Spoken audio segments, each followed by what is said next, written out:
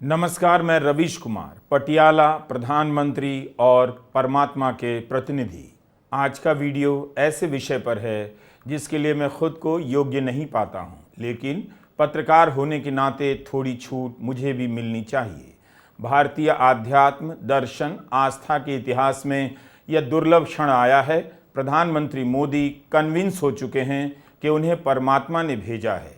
उन्हें बायोलॉजिकल शरीर से ऊर्जा नहीं मिलती है, ईश्वर को उनसे कुछ काम लेना था, इसलिए मिलती है। इस देश में लाखों लोग बिना छुट्टी के धूप में दिन रात काम करते हैं, बारिश में भीगते हैं, सर्दी में ठिठुरते हैं, मगर काम करते हैं। सालों साल काम करते हैं और करते ही जाते हैं। शायद उन्हें उसका एहसास नहीं हुआ होगा कि वे शरीर की ऊर्जा से कर पा रहे हैं या परमात्मा की दी हुई ऊर्जा से।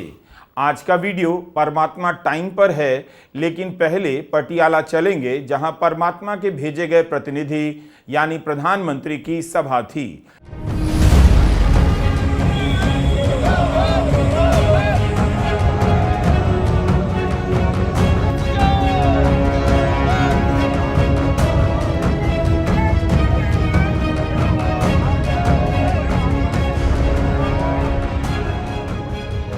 पंजाब में बीजेपी के उम्मीदवारों का किसान भारी विरोध कर रहे हैं।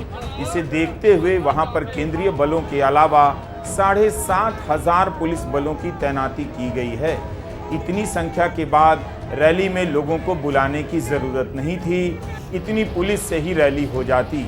22 मई को ही किसान आंदोलन के 100 दिन हुए। इस मौके पर किसान बड़ी संख्या में शंभू बॉर्डर पर जमा हुए।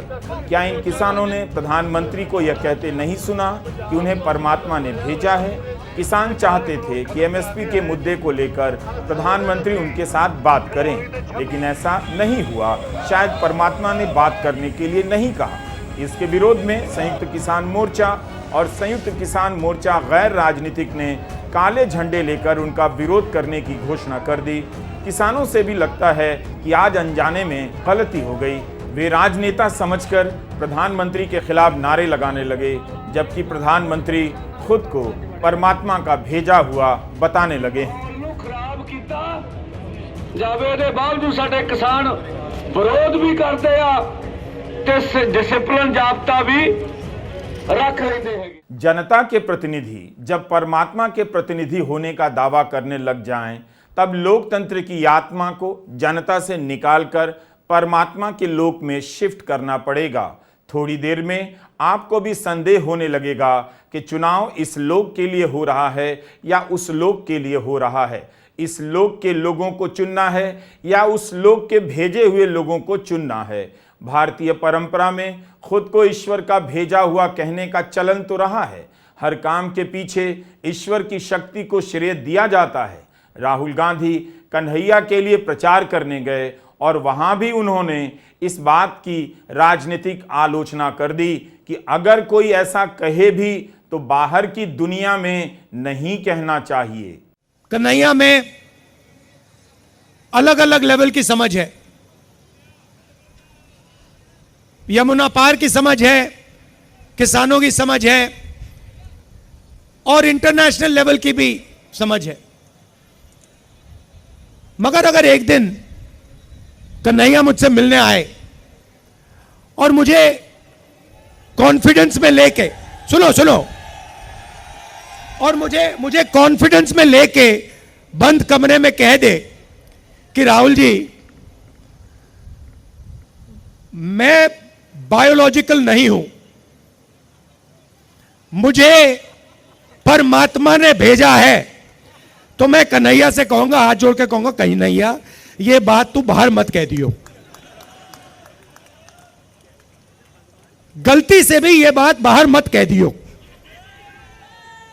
मगर देश के प्रधानमंत्री चमचों के सामने इंटरव्यू में खुल के कहते हैं, मैं बायोलॉजिकल नहीं हूं, मैं बायोलॉजिकल नहीं हूं। जैसे आप सब हिंदुस्तान की जनता, सारे के सारे जीव जो बायोलॉजिकल हैं, उनको नरेंद्र मोदी जी कहते हैं कि भैया आप सब बायोलॉजिकल हो, मैं बायोलॉजिकल नहीं हूं, मुझे परमात्मा ने ऊपर से भेजा है, मिशन के लिए भेजा है। अब अगर भैया सड़क पे आपको ये कोई कह दे तो आप उसे क्या कहोगे? क्या कहोगे? उसे कहोगे भैया माफ करो, काम अपना करो, हमें अपना काम करने दो। और उनके चमचे क्या कहते हैं? वाह वाह वाह वाह वाह, क्या बात बोली। क्या प्रधानमंत्री मोदी इस बात को लेकर सीरियस हैं कि उन्हें परमात्मा ने भेजा है? अगर वे सीरियस हैं तो मेरी तरह आपको भी सीरियस होना चाहिए कि आपको भी उसी परमात्मा ने भेजा होगा। प्रधानमंत्री कई बार इसी तरह की बातें अलग अलग तरीके से कर चुके हैं। यह मामला हर इच्छा या प्रभु इच्छा कहने के जैसा नहीं है। इसलिए जब प्रधानमंत्री मोदी ठहर कर यह कहें कि उन्हें यकीन हो गया है कि परमात्मा ने उन्हें भेजा है, तो हम जैसे लोग भी फंस जाते हैं कि कहीं परमात्मा के प्रतिनिधि की या परमात्मा की आलोचना तो नहीं कर दी। हमने तो जितनी भी आलोचना की है एक एक का वीडियो बनाया है। मैं तो मुकर भी नहीं सकता। अगर परमात्मा ने करण थापर को भेज दिया, मैं क्या करूँगा?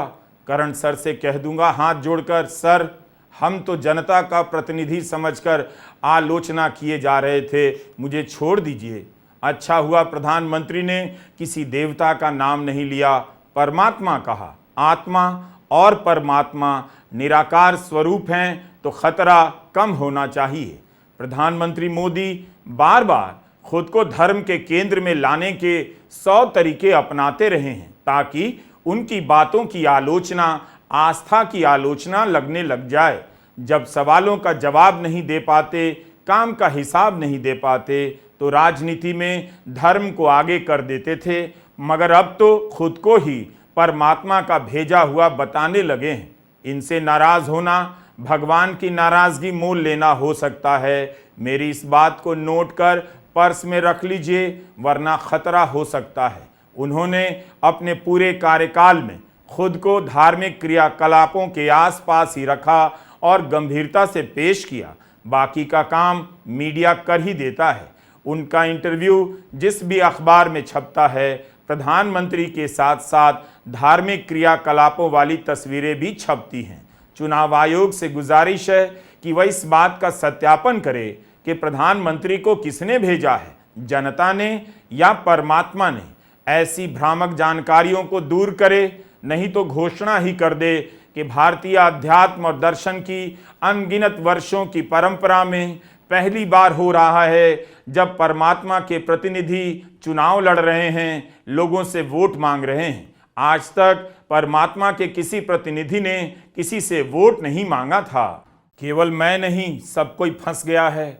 वही बच गया है जिसने कहा था पेट्रोल 5,000 रुपये लीटर हो जाए तब भी वह मोदी मोदी करेगा। मुझे लगता है वह व्यक्ति दूरदर्शी होगा। उसने अनजाने में भी परमात्मा या परमात्मा के भेजे हुए प्रतिनिधि की आलोचना नहीं की। अब मुझे ईर्ष्या हो रही है, सारा पुण्य प्रताप उसे ही मिलेगा। नेता की बात होती तो लोग नारे लगा देते हैं, नाराज हो जाते हैं, और खुश होते हैं तो गले लगा लेते हैं। लेकिन जब नेता खुद को अवतार बताने लग जाएं, तब तो आप नाराज नहीं हो सकते, ना उनके खिलाफ नारे लगा सकते हैं। कंगना रनौत से लेकर आचार्य प्रमोद, छन्नूलाल मिश्रा से लेकर राम मंदिर कमेटी के अध्यक्ष मोदी को राम का अवतार, विष्णु का अवतार, शिव का वरदान प्राप्त की हुई दैविक शक्ति के प्रतीक, यह सब बता चुके हैं। लेकिन पात्रा नामक आत्मा ने पहली बार भगवान जगन्नाथ को ही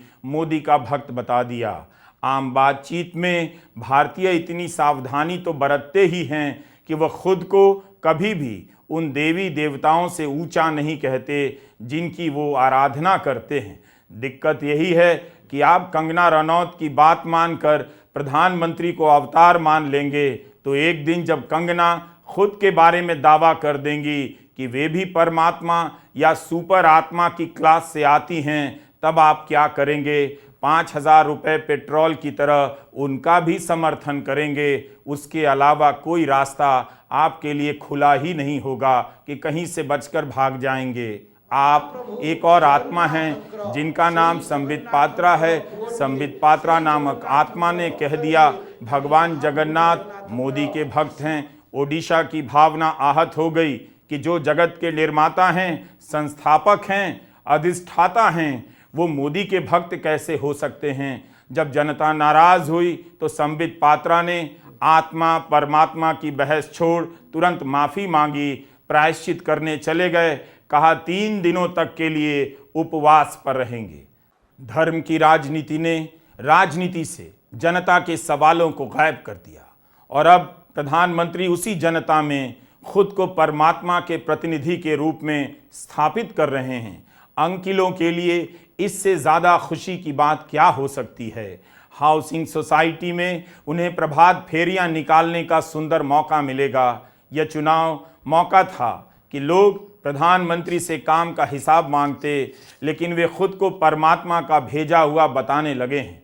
कभी कहते हैं जनता ने उस पद पर भेजा, कभी कहते हैं परमात्मा ने भेजा। अगर सब परमात्मा के आशीर्वाद से हो ही रहा है तो प्रधानमंत्री जी उसी परमात्मा से पूछकर बताइए कि इस बार ऐसा क्यों हुआ कि IIT के 23 कैंपस में 7,000 छात्रों को नौकरी नहीं मिली, उनका प्लेसमेंट नहीं हुआ। यह जानकारी IIT कानपुर के पूर्व छात्र धीरज सिंह ने RTI से निकाली है।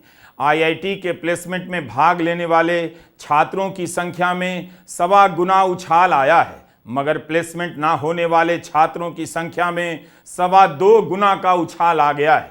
दूसरी तरफ इकोनॉमिक टाइम्स में प्रधानमंत्री मोदी के इंटरव्यू से इतनी बड़ी हेडलाइन बनाई गई है, भारत में बेरोजगारी ऐतिहासिक रूप से नीचे आ गई है। जब IIT के ग्रेजुएट को नौकरी नहीं मिल रही तो बाकियों को कहां और कैसे मिल रही है। अगर ऐसी बात कांग्रेस के नेता ने कही होती जैसी संबित पात्रा ने कही है तो 1 जून तक इसी बात को लेकर गोदी मीडिया में बहस होती और बीजेपी का हर कार्यकर्ता यही कहने लग जाता आस्था का अपमान हुआ है और पत्रकार बीजेपी का कार्यकर्ता बन जाता। लेकिन संबित पात्रा के मामले में गोदी मीडिया तुरंत ही चुप हो गया। हिंदी अखबारों ने इस खबर को जल्दी से गायब किया। पात्रा तो माफ़ी मांग रहे हैं, उपवास रख रहे हैं, मगर प्रधानमंत्री खुद को परमात्मा का दूत बता रहे हैं, यानी वे दैविक होने का दावा कर रहे हैं। चुनाव प्रचार में धर्म के नाम पर वोट मांगना मना है, लेकिन जब उम्मीदवार खुद को परमात्मा का भेजा हुआ कहने लग जाए तो चुनाव आयोग की क्या गाइडलाइन है। जनता क्या समझकर वोट दे, परमात्मा के प्रतिनिधि को देखकर वोट दे या उनके काम का हिसाब करे। प्रधानमंत्री मोदी अपने इंटरव्यू में इन बातों के लिए शब्दों का चयन बेहद सावधानी और सुंदरता से करते हैं। राजतंत्र में होता था जब राजा खुद को ईश्वर का प्रतिनिधि बताया करते थे। मुझे उम्मीद है प्रधानमंत्री ऐसा नहीं सोचते होंगे, क्योंकि वे शहजादा बोलकर राहुल गांधी की कितनी आलोचना करते हैं। परमात्मा के भेजने का मतलब है उनका दैविक चयन हुआ है। जनता ने नहीं, दैविक शक्ति ने उनका चयन किया है। यूपीएससी की भूमिका तो नज़र भी नहीं आती। जनता चुनाव करती है, कई उम्मीदवारों में से कोई एक चुनकर आता है। क्या प्रधानमंत्री मोदी खुद को राजा की तरह कायम करना चाहते हैं? संसद के उद्घाटन के समय जब वे संगोल लेकर चल रहे थे तब एक तरह से राजतंत्र की परंपरा को ही दोहराते नजर आ रहे थे। अपने इंटरव्यू में प्रधानमंत्री मोदी यह भी जोर देते हैं कि इस बात के लिए लेफ्टिस्ट उनकी धज्जियां उड़ा देंगे। लेफ्टिस्ट लोगों ने वैसा तो नहीं किया।